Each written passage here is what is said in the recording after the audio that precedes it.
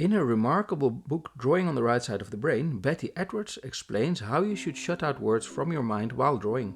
Those words are from your know-it-all part of your brain that is constantly talking loud. If you shut that down and create perfect silence in your head, your silent creative part of your brain starts to tell you things. It is very subtle. You will feel a sense of excitement if a line came out wrong, but if it does look wonderful anyway, a happy accident.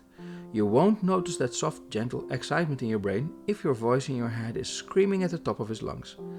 But then again, you tend to be more productive if you have soft noise in the background, in a coffee shop say. Art Academy had this one session where they let us do live model drawing classes while listening to soft, gentle classical music, which works wonders for getting your mind into the right place.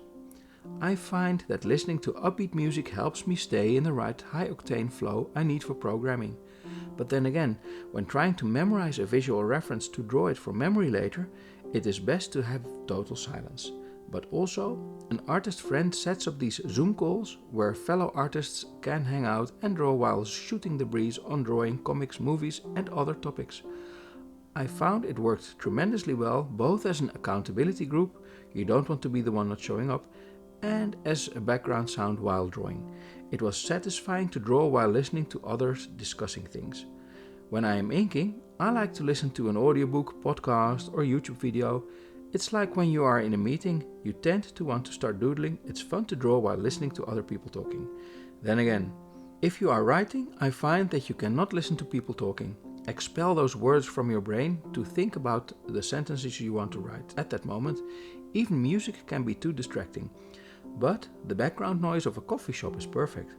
I find that it depends. Listening to something while you are creating something influences you, and it can influence you in a good and a bad way. It can get you into the right mental state, but when you choose the wrong background sound, it can interfere with your process considerably. Exercise. Find out what works for your current creative activities. Do you need absolute silence or the gentle background noise of a coffee shop? Or do you work better while listening to soft, gentle music? Or do you need upbeat music? Do you like to listen to people discussing things in the background while you are creating? Try it out. There is no one correct answer. Thank you for drawing.